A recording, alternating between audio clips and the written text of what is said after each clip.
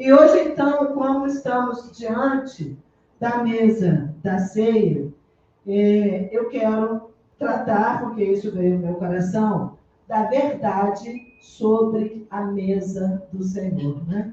E como introdução, eu queria falar sobre o que é, no contexto judaico, estar à mesa, porque ali Jesus se reuniu com os seus discípulos à mesa, né, para celebrar aquela Páscoa, celebrar aquele jantar de Páscoa. Ali era um jantar, amém?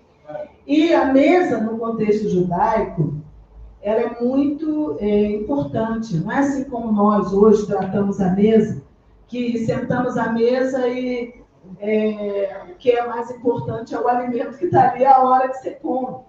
Mas a mesa significa comunhão. E hoje tem se perdido muito isso dentro das famílias, porque cada um come uma hora, né? Não dá mais para reunir, tem se perdido o momento de estar à mesa comendo juntos. E é muito importante esse momento tratado, muito importante, porque significado. Podia ser um pacto, podia ser uma aliança feita ali, e é um momento de intimidade. Comer juntos não era assim comer com qualquer pessoa, em qualquer lugar. Era trazer para a sua mesa, ou estar à mesa de alguém, significava dar honra a essa pessoa, ou receber honras, né? E também um chamado a uma intimidade. E antes das refeições, principalmente nas festas, havia o momento do comer liturgicamente, chamado de kiddush, né? Que era o pão e o vinho com uma consagração, ações de graças, né? É aquilo que abria as refeições, com gratidão ao Senhor. Então, no começo das refeições, de tão importante que é o estar à mesa. O estar à mesa é algo sagrado. Estar junto com a família, ou estar no jantar com convidados, ou ser convidado, mas tem um significado. E eu acredito que seja por isso que Jesus sempre estava à mesa. Que sempre Jesus estava à mesa com vários tipos de pessoas, com todas as classes de pessoas. Olha, o significado da mesa é um chamado à intimidade. E porque Jesus estava entrando na casa de muitas classes de pessoas, ele sofreu muitas acusações por isso. Exatamente por estar ali, comendo com essas pessoas. E ali em Mateus 11, 18 a 20, nós vemos escrito assim, ele falando aos fariseus: pois veio João, que não comia e nem bebia, e dizem, ele tem demônio. Ele era separado, não come nem bebe, tem demônio.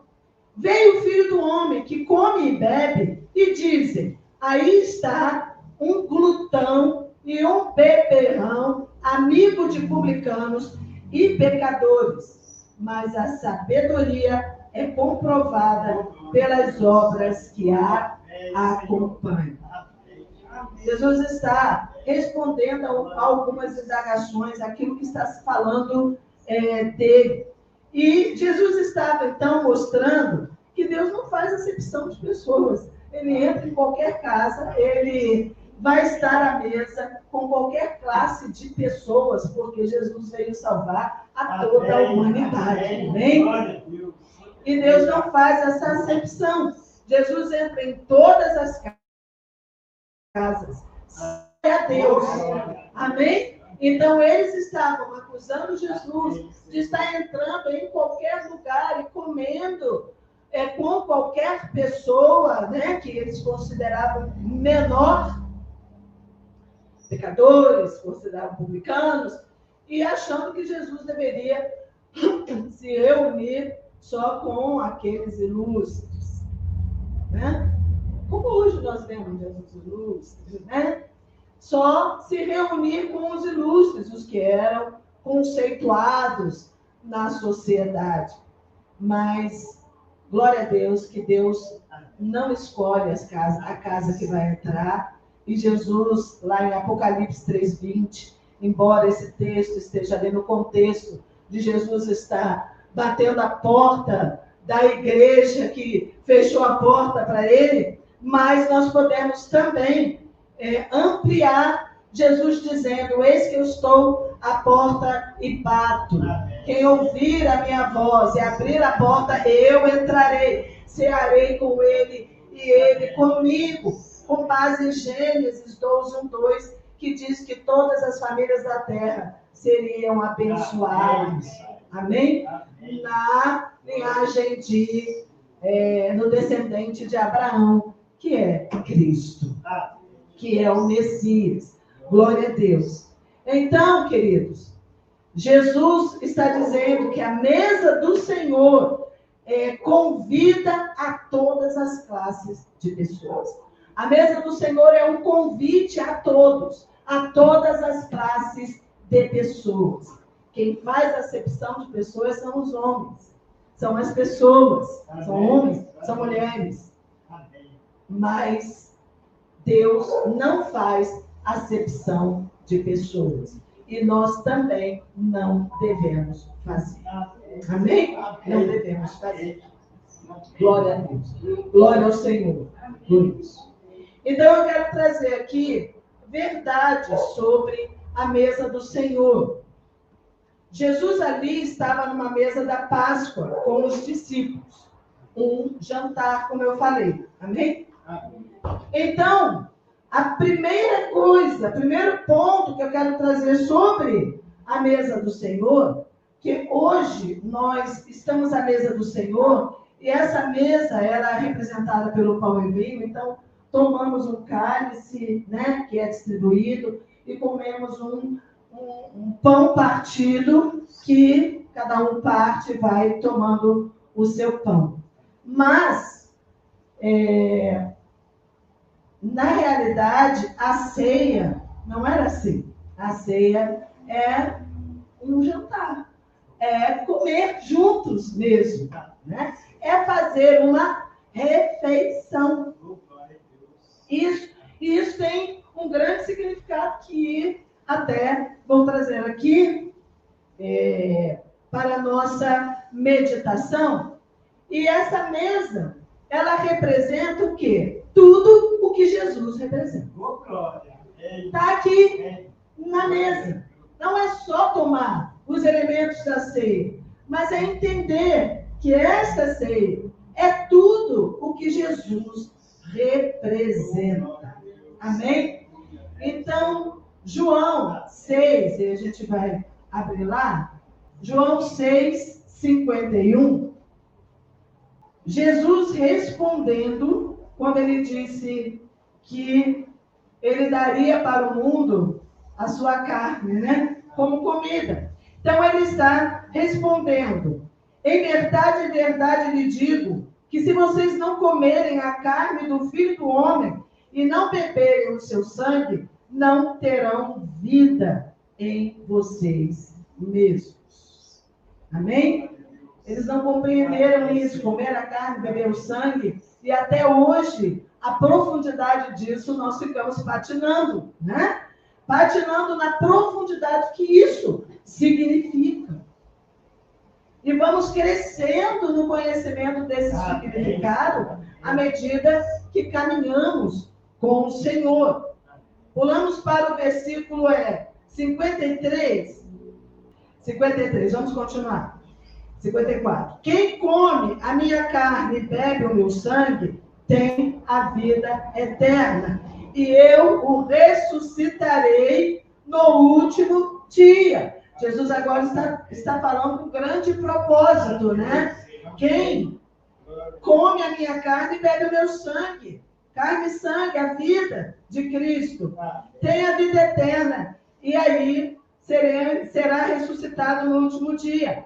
Pois a minha carne é verdadeira comida, e o meu sangue é verdadeira bebida. Quem come a minha carne e bebe o meu sangue, permanece em mim, e eu permaneço nele. Assim como o Pai que vive me enviou, igualmente eu vivo por causa do Pai. Também quem de mim se alimenta, por mim viverá. Glória a Deus. Então, o que Jesus está dizendo? Que aquele pão significa a carne de Jesus, que é o verdadeiro pão que desceu do céu. E o cálice, o sangue de Jesus que seria derramado na cruz do Calvário. Então, na mesa de Jesus, é onde pulsa a vida de Jesus marcada. É aqui que pulsa a vida de Jesus. Quando nós nos aproximamos da mesa, nós estamos celebrando a vida de Jesus, que está pulsando nesses elementos. Amém? Aplicados à nossa vida, à nossa própria vida. E Jesus, com a vida marcada por, primeiro, rendição, doação. A vida de Jesus foi marcada por rendição. Ele se deu por nós. Assim também nós devemos nos dar como ele. Entendeu essa parte? Porque às vezes a gente fica na compreensão só da primeira parte, né? Jesus se deu por mim. Jesus se deu por você. Mas nos atos de Jesus, o que realmente prevalece é o nós. Ele se deu por nós. Amém? E na mesa está pulsando essa vida marcada por Jesus, por rendição, por doação. Guarda isso no seu coração.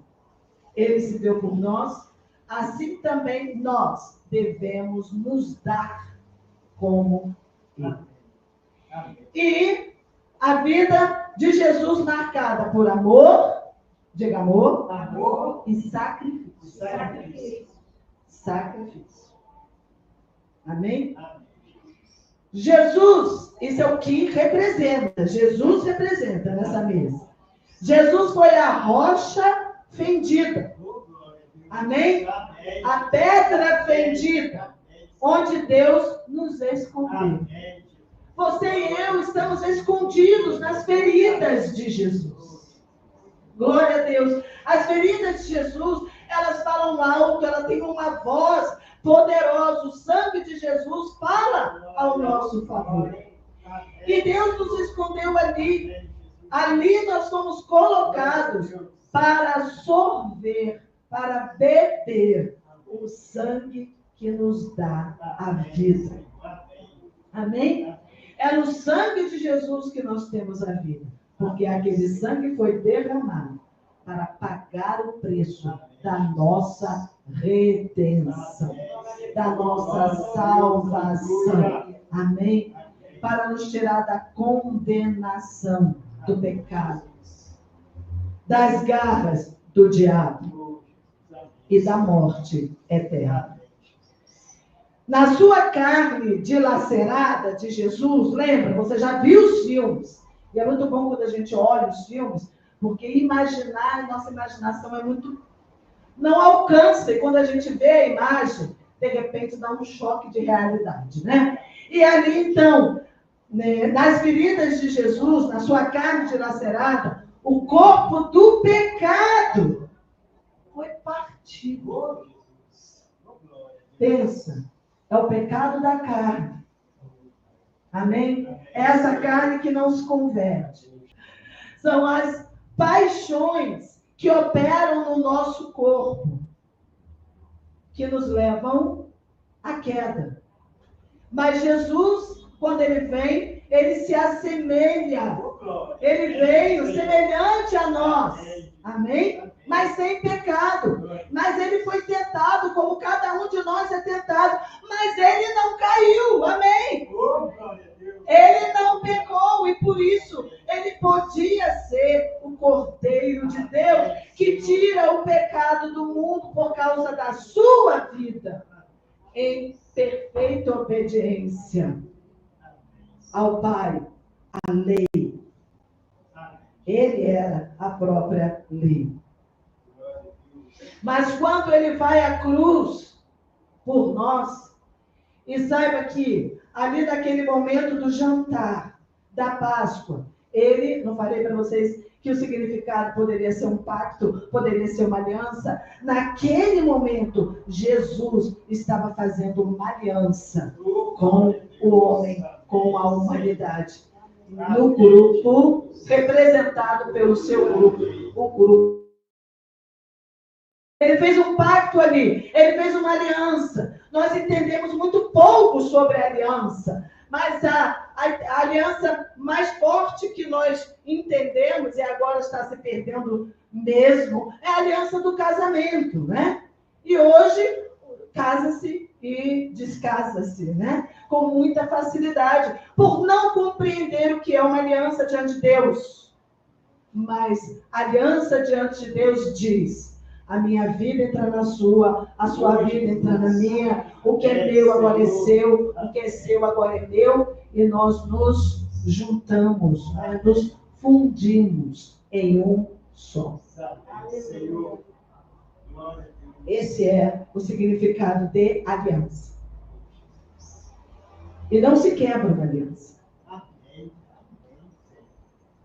E o que acontece? Jesus naquela mesa, ele estava fazendo a aliança, a nova aliança.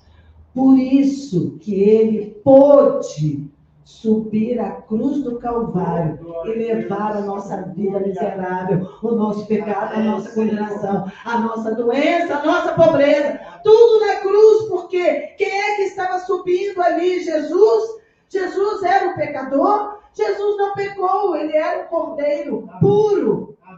Ele não tinha do que morrer. Mas ele, quando subiu a cruz, ele levou a mim e a você. Levou toda a humanidade para morrer com ele. E assim, pagar o preço da redenção. Por quê? Porque o salário do pecado é a morte. Alguém tinha que morrer. E esse alguém era nós, era você, era eu. Nós estávamos condenados. Mas Jesus tomou pela aliança. Ele tomou o nosso lugar. E na sua ressurreição, ele deu tudo dele para nós. Amém? Deu a sua vida para nós. Aleluia. Então, é tudo o que Jesus representa. E ali o corpo do pecado foi partido. E ali recebemos o poder sobre o pecado da carne. Hoje, nós não somos mais escravos disso. Eu não sou escravo da carne. Eu não sou escravo do pecado. Eu não sou escravo do mundo, nem sou escravo do diabo. Não mais. Fomos libertos em Cristo. Amém? Então, nas feridas de Jesus, nós fomos sarados, como diz a palavra. Pelas pisaduras de Jesus, nós fomos sarados. Nas feridas de Jesus, a cura para você, para seu espírito, para sua alma, para o seu corpo. A cura, a restauração em todas as áreas da nossa vida. E 1 Coríntios 11, 26, está escrito: porque todas as vezes que comerem este pão e beberem o cálice, vocês anunciam a morte do Senhor até que ele venha. Então, o segundo ponto desse tudo que Jesus representa é que a mesa de Jesus é um memorial da sua morte e ressurreição. Amém? Em memória de mim. É um memorial. A mesa de Jesus é a afirmação da convicção que está no seu coração, que está no meu coração, no coração de todo aquele que crê do retorno do Senhor Jesus. Jesus está voltando. Jesus vai voltar. Ele vem encontrar com o seu povo num futuro muito, muito próximo. Está à volta de Jesus. E é por isso que ele está soando a trombeta por todo mundo para dizer: prepara-te para te encontrares com o Senhor teu Deus. Prepara-te. Não é de qualquer maneira. Amém? Ele vem nos encontrar num lugar onde nós devemos esperar. Um lugar espiritual, onde nós devemos esperar. Em segundo lugar, tudo que Jesus conquistou. Essa mesa, a verdade dessa mesa, é tudo que Jesus conquistou. E ele conquistou salvação. Ele veio para nos salvar. Ele veio para nos libertar da condenação do diabo eternamente. A condenação do pecado eternamente. Ele veio nos dar regeneração pela palavra. A palavra é que nos regenera, nos gera de novo. Então nós podemos nele nascer de novo. Ele disse para Nicodemos: importa-vos nascer de novo. Está no Evangelho de João 3,3. Importa-vos nascer no reino de Deus. É um novo nascimento. Assim como nós morremos com Cristo ali na cruz, nós também com ele. Por ele, nós nascemos outra vez da água e do Espírito. Amém? Nós somos uma nova criação. Em 2 aos Coríntios 5,17 diz que nós somos uma nova criação em Cristo Jesus. Tudo em nós se faz novo. Amém? Tudo em nós aponta para o alto, nos chama para o alto, nos chama para Deus. Esse é um novo nascimento. Traz marcas do novo nascimento. Ninguém que se encontra com Cristo fica a mesma coisa. Não sai a mesma coisa. Ainda que venha a se afastar, a se enganar como o filho pródigo. Mas em algum momento, ele vai saber lá dentro, porque ele sabe que na casa do meu pai eu tenho fartura. Lá eu tenho vida abundante. Lá eu tenho amor, lá eu tenho alegria, lá eu tenho cuidado. O que eu estou fazendo aqui? Levantar-me-ei e irei ter com meu pai. Amém? E é o que nós oramos, que aqueles que foram para longe, levados por engano, por tantas coisas, que eles possam voltar a tempo de encontrar o Senhor antes do seu retorno. Um novo nascimento. Em Cristo que ele conquistou a justificação diante de Deus. Sabe como Deus te vê? Via sangue de Jesus. Ele nos vê coberto pelo sangue de Jesus. Por isso ele nos chama santos, puros, perfeitos. Por quê? Porque sobre nós está Cristo. Ele é um intercessor direto. Ele está ali à destra do Pai, rogando por você e por mim. E o Pai nos vê cobertos por aquele sacrifício que nos libertou, que nos justificou diante do tribunal eterno. Porque vai haver um tribunal, tá? Vai haver juízo. A Bíblia toda fala sobre isso. O juízo virá. Mas nós não precisamos estar mais nesse juízo. Ninguém, a humanidade inteira, porque Jesus morreu por todos. Só que cada um terá que confirmar isso na sua própria vida. Mas Jesus conquistou a justificação diante do Pai, do tribunal. E também essa mesa nos conquistou para nós um reino inabalável de Deus como herança. Nós somos herdeiros e co-herdeiros com Cristo Jesus. Por quê? Terceiro ponto. A metade dessa mesa é tudo que nós nos tornamos em Cristo. Quem somos?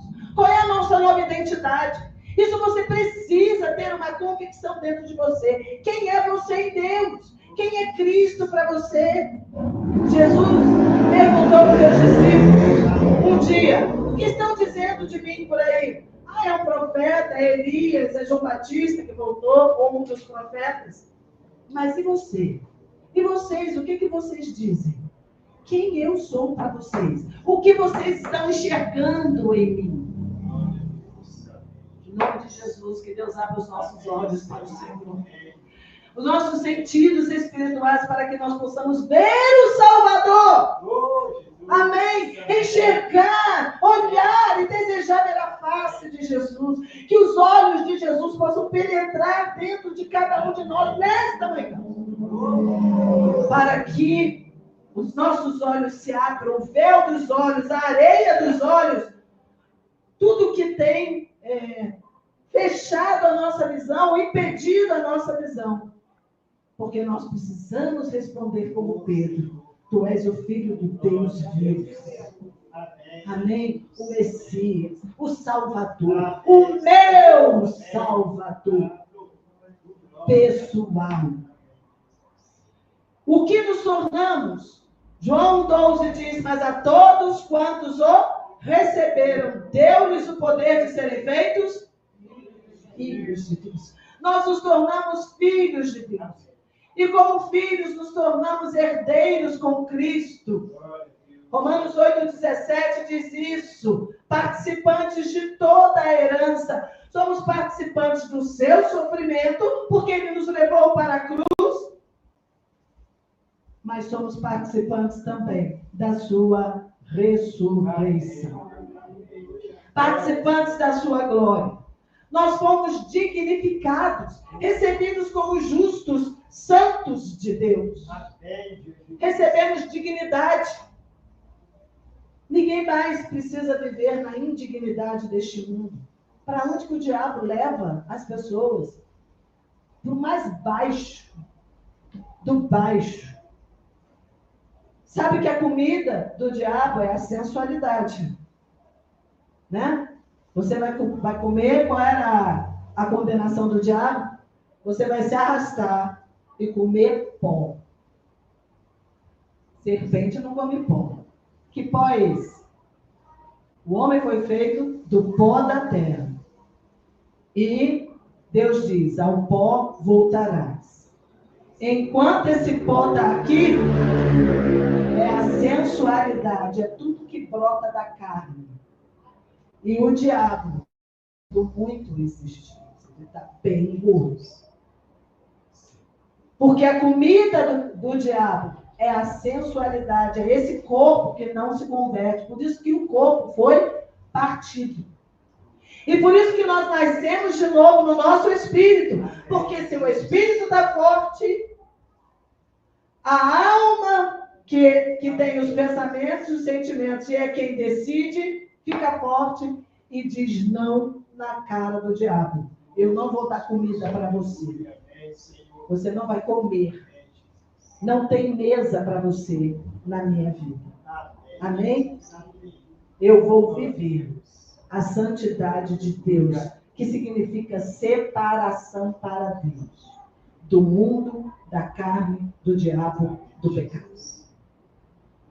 Somos do Senhor. Amém. Glória a Deus. E fomos feitos morada de Deus na terra. Templos da presença de Deus em nós, pelo Espírito Santo, que vem morar aqui. Amém.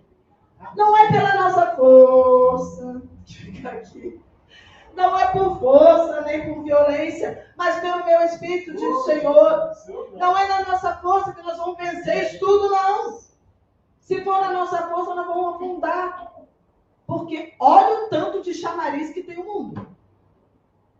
Olha o tanto de luzes, cores, que chamam, que apelam para o corpo, para a sensualidade. Se for na nossa força, ninguém vence. Ninguém vai vencer. Mas é no poder do Senhor. Amém? É pelo Espírito que habita no crente, naquele que crê. Porque nos tornamos templos do Espírito Santo, morada de Deus na terra. E Ele nos fez reis e sacerdotes. Amém? Nós podemos ajudar pregar, andar pelo mundo, levando Cristo.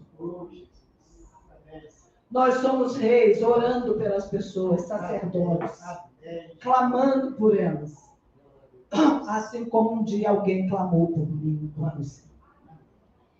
E nós fomos abençoados com a alegria do Senhor, com paz, com amor, com fé, com uma viva esperança. Então eu quero dizer para vocês, quem tem Jesus, tem tudo. Amém?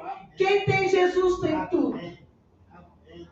E, em quarto, o que ela representa, essa mesa, tudo que nos tornamos uns para os outros. Que é muito importante. Jesus nos colocou num corpo. Nós somos o corpo de Cristo. Somos membros uns dos outros. Ninguém vive a sua fé sozinho. Ninguém se articula sozinho. 1 Coríntios 12 diz: porque assim como o corpo é um e tem muitos membros, também é com respeito a Cristo. Pois em um só Espírito, todos nós fomos batizados em um só corpo. Amém? Aqui só tem um corpo. Quer judeus, quer gregos, quer escravos, quer livres, quer homens, quer mulheres. E a todos foi dado beber de um só Espírito. Somos irmãos e concidadãos do Santo. Jesus disse que os escândalos viriam para provar os verdadeiros.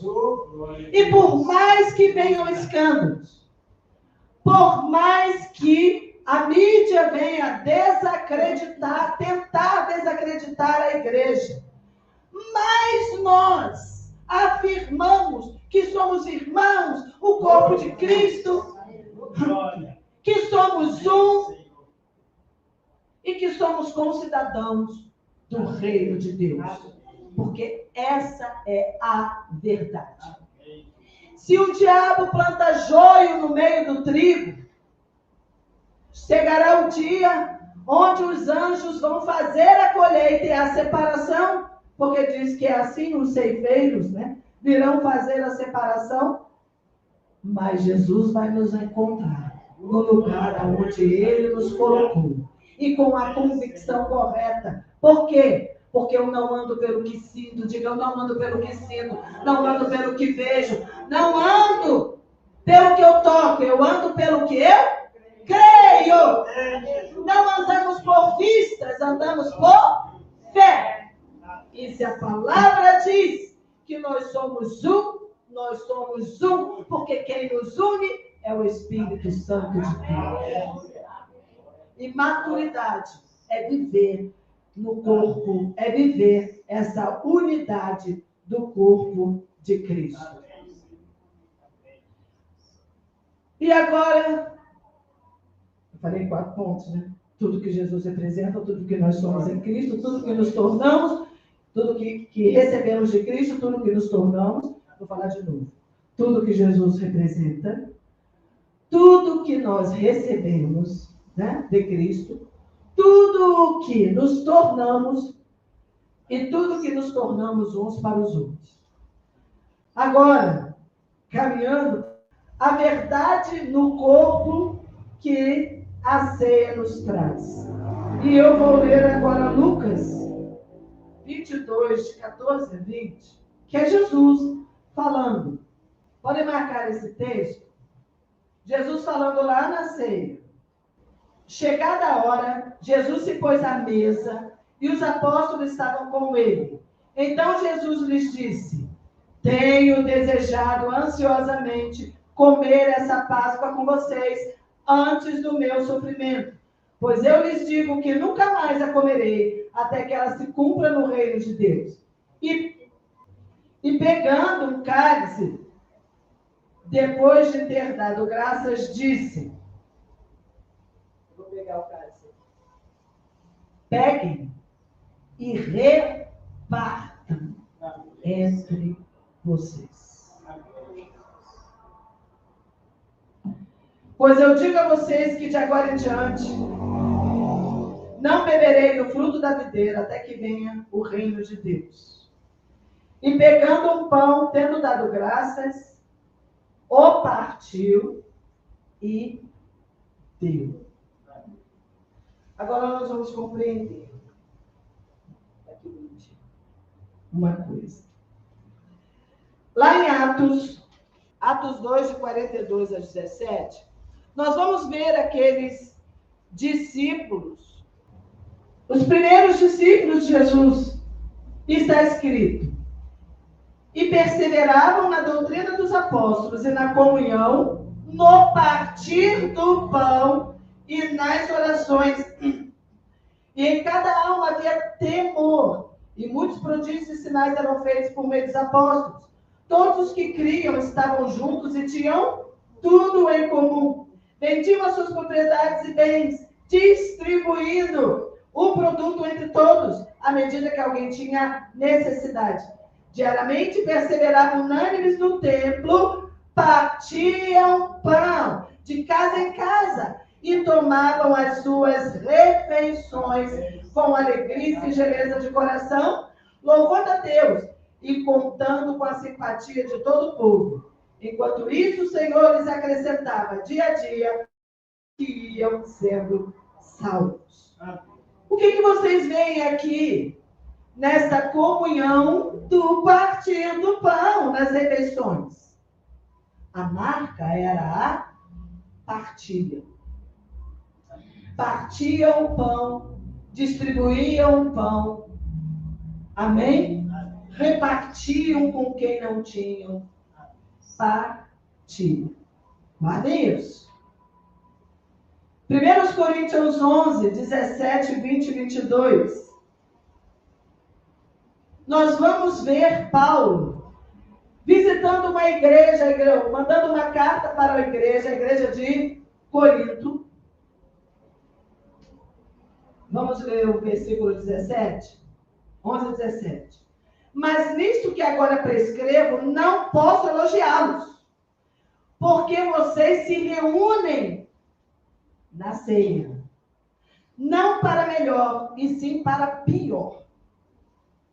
Por que ele está dizendo isso? 20 a 22. Quando, pois, se reúnem no mesmo lugar, não é a ceia do Senhor que vocês comem. Porque quando comem, cada um toma antecipadamente a sua própria ceia, e enquanto um fica com fome, outro fica embriagado. Será que vocês não têm casas onde podem comer e beber? Ou menosprezam a igreja de Deus e envergonham os que nada têm? Que posso dizer a vocês? Devo elogiá-los? Nisso, certamente, não posso elogiá-los. O que está acontecendo aqui? A igreja de Corinto era uma igreja cheia de dons, tá? Mas era uma igreja que quando ia se reunir, porque a ceia não era assim. Olha bem o que foi se transformando a nossa ceia. Cada um pega o seu cálice, cada um pega o seu pedaço de pão, fica ali sozinho, contrito, e come o pão. Eu faço isso. Eu digo para fazer isso. E agora a verdade iluminou todo o meu ser. Entrei pela porta da verdade, para ver que nós somos litúrgicos. E por isso não entendemos a ceia. Porque pegamos um pedaço do pão, distribuímos e fica ali. E o outro com o seu pedaço. E o outro com o seu cálice. O outro com o seu cálice. Cada um com o seu lugar. Cada um no seu lugar. E ali nós oramos o pão. Oramos o cálice. Comamos do pão. Comamos do cálice.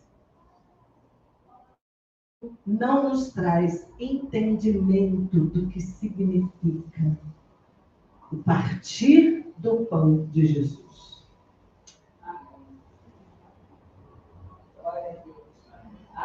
Ali, no versículo 23 e 26, Jesus diz lá, e tendo dado graças, o partiu. Lembra que nós lemos?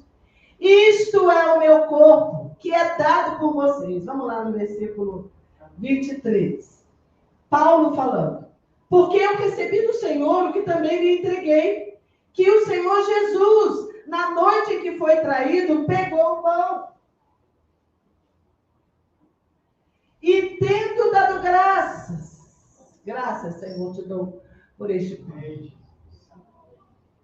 que é o meu corpo, que é dado por vós, para a salvação, partido por vós. E tendo dado graças, o partiu, presta atenção, e disse, isto é o meu corpo, que é dado por vocês. Façam isto. Meu Deus, como que a gente tem os olhos fechados? Né? Façam isto em memória de mim. O que ele está dizendo? Assim como eu parti, vocês também repartirão. Ele não disse partir e come. Agora come e faça isso em memória de mim. Ele partiu e disse, façam isso em memória de mim. Eu estou dando a minha vida. Eu estou repartindo tudo que eu tenho, minha herança, tudo. Façam isso, como vocês estão me vendo fazer.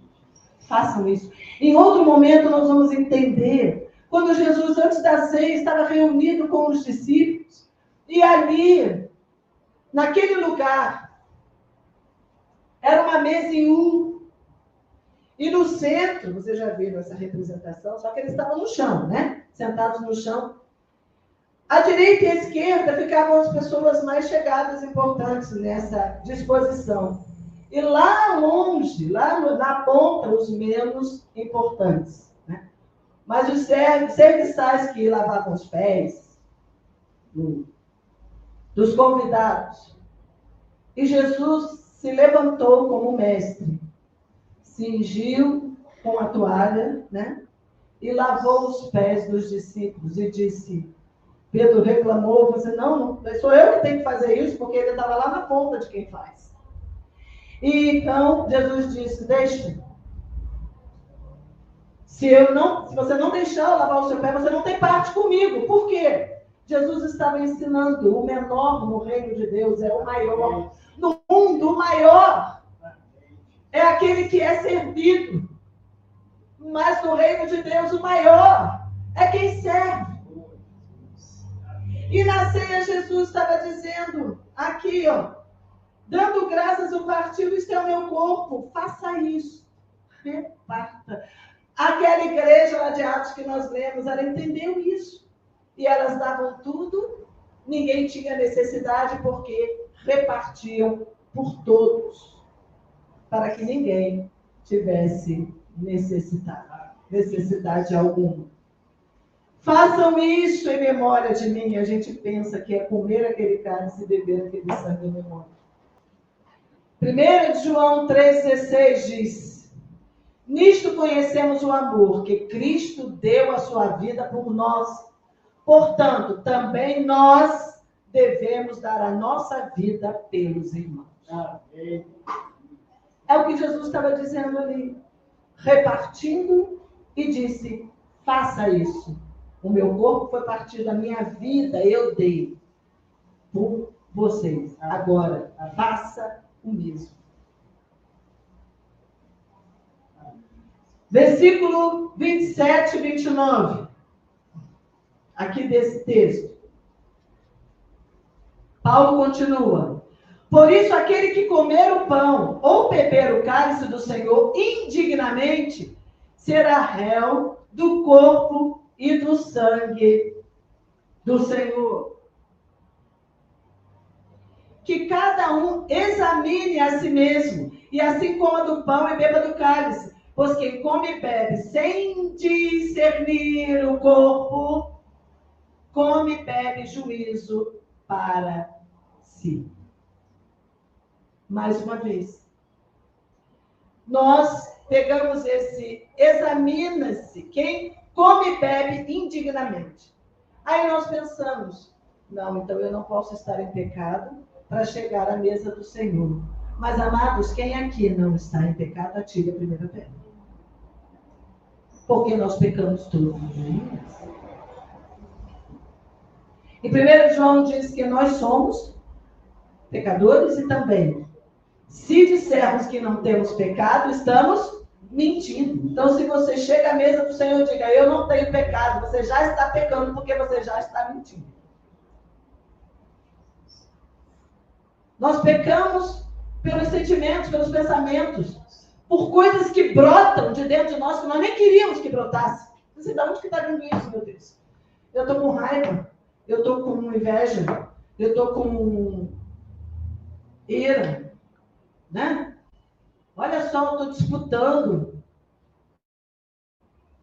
Muitas vezes no dia, se você for parar, examinar o seu coração, meu Deus,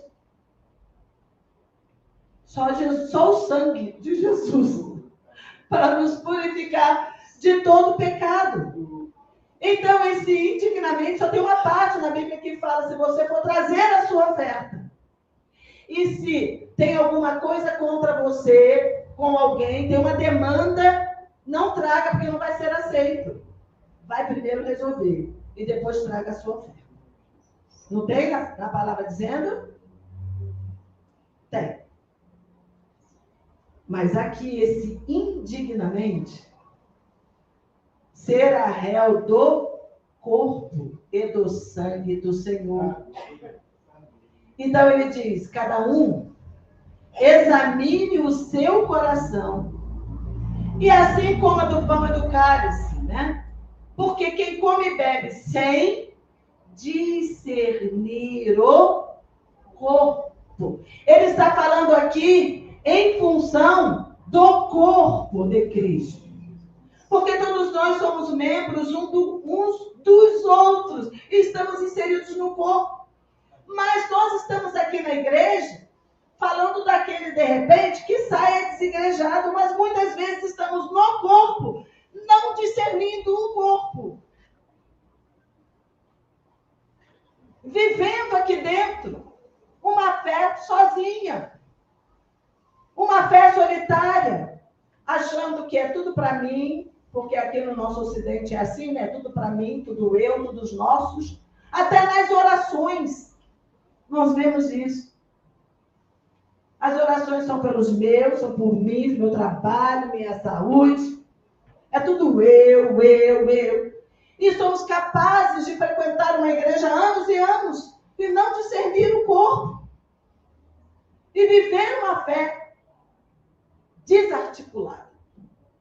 Nem entendendo que nós somos membros uns dos outros. Podemos entrar e sair ao meu bel prazer. Eu sou membro dessa igreja. Então eu vou ao culto, fico, tudo bem. Ah, mas agora eu não quero, eu vou fazer outra coisa. E vai embora. Você é o quê? Você é membro do corpo de Cristo? Você entende isso? Não entendemos isso. Não temos isso como valor. Por isso andamos de galho em galho, uns andam para lá, vão embora, voltam. Porque a sua cabeça é Cristo é meu, Deus é meu, e é para mim, e é para os meus. Nós não discernimos o corpo.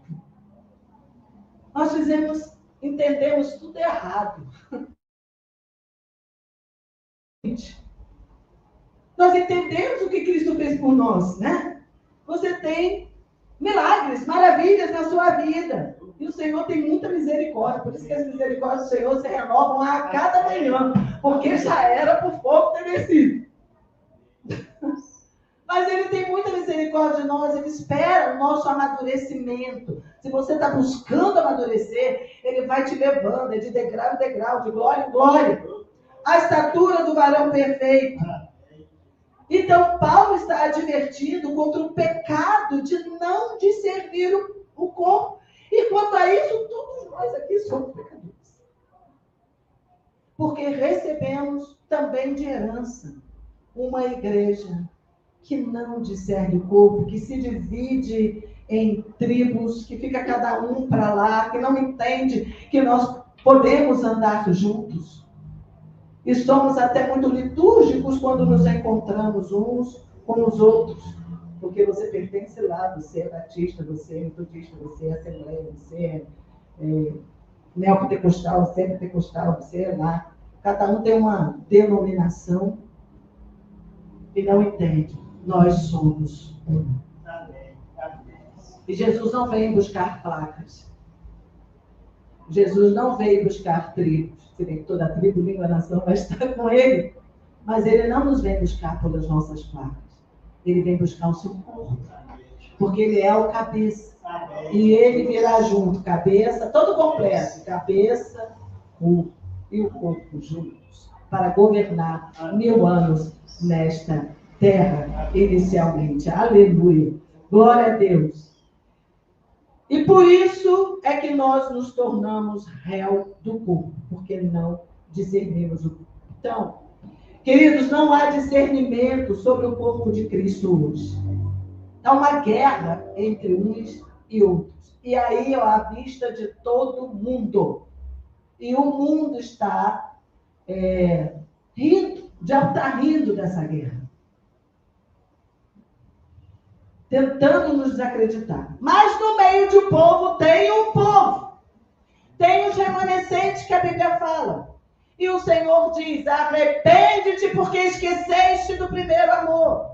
Eu tenho contra ti que você se esqueceu do teu primeiro amor. Volta ao lugar que você caiu e se arrepende. Essa é a chamada de Deus para nós hoje. E aquele versículo de Apocalipse 3:20, que eu citei e disse: eis que eu estou à porta e bato, está lá no meio de Apocalipse, no meio da igreja. Jesus está batendo a porta das igrejas para dizer: ó, abre, quem abrir, eu vou entrar e ter uma comunhão e reensinar vocês pelo Espírito a ser, de fato, corpo de Cristo. E a ceia é um memorial de tudo que falamos aqui. Não só de um ponto, porque a igreja é uns aos outros. Um ao outro ajudou e ao seu companheiro disse: ser forte. Seja forte. Seja forte. Jesus orou que eles sejam um. Amém, irmãos?